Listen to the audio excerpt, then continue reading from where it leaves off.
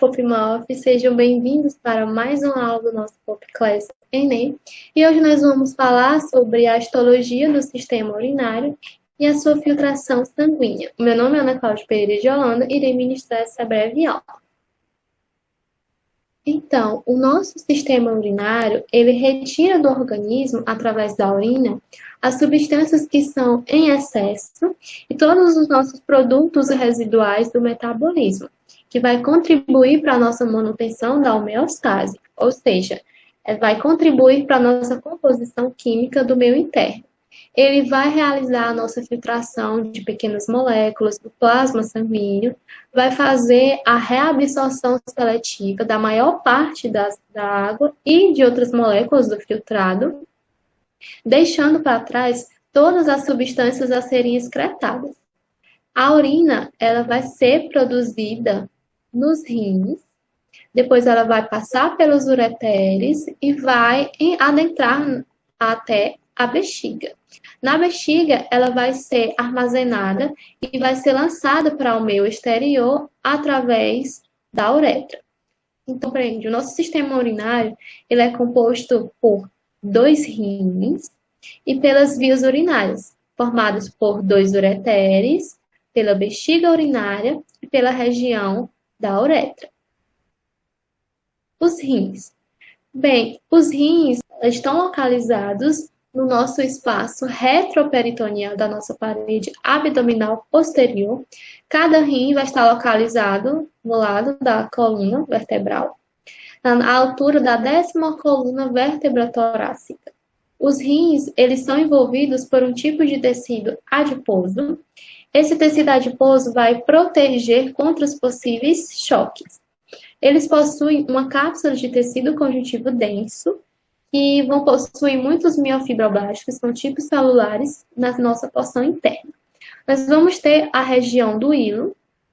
O hilo, ele compreende-se pela entrada e saída de vasos sanguíneos, de vasos linfáticos, de nervos, e vai emergir para a região da pelve renal. Eles podem ser divididos na região do córtex renal e toda a região medular. O córtex, que é essa região aqui, seu córtex histológico, ele possui estruturas vasculares que são denominadas de corpúsculos renais, que são essas regiões redondinhas, que é nesses corpúsculos renais onde o nosso sangue vai ser filtrado. O fluido, ele vai percorrer todo o sistema tubular nas regiões córtex e na região medular, onde eles vão sofrer modificações para tornar-se a urina. A papila renal. Então, essa papila renal, nós vamos ter a região do ápice da pirâmide, que está representada nessa outra imagem aqui, nós temos o corte histológico. O ápice da pirâmide renal é denominado de papila renal. Ela é apontada em direção ao hilo, sendo perfurado por 20 ou mais aberturas dos ductos, que vai se assemelhar-se tipo a uma peneira. E essa peneira tem uma denominação, que é chamada de área crivosa.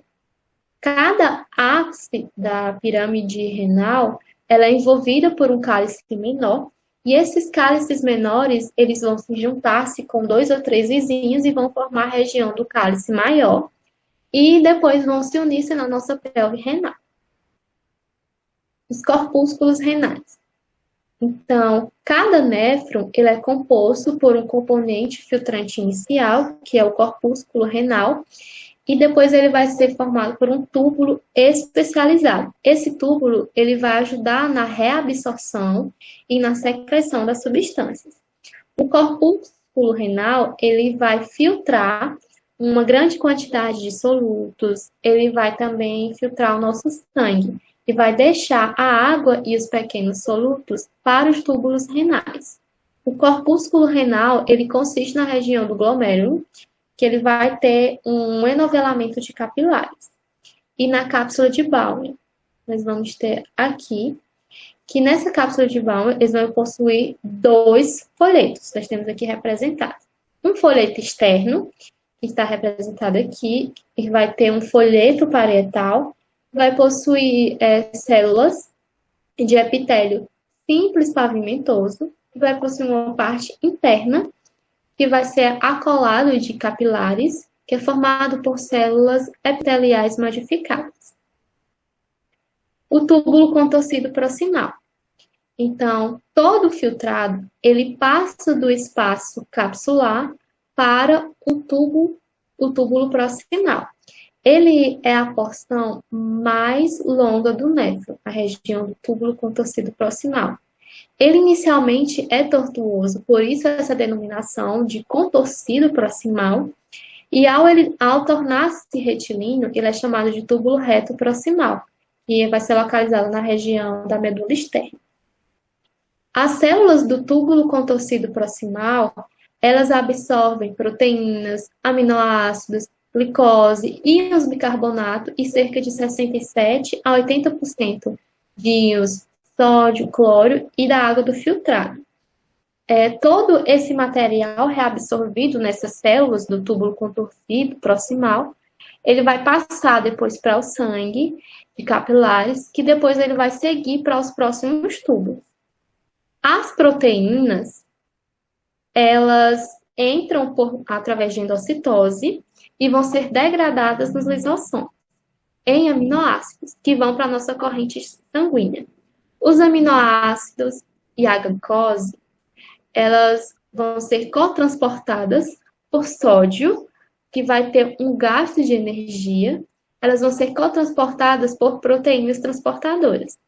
É até um fato curioso, porque quando a glicose do filtrado ela é excessiva, ela pode ser eliminada na urina. Nós vamos ter um caso de glicosúria, e é em casos de pacientes que têm diabetes. Mas para ser confirmado esse diagnóstico, necessita-se de um exame, e esse exame vai fazer a contagem da glicose no sangue.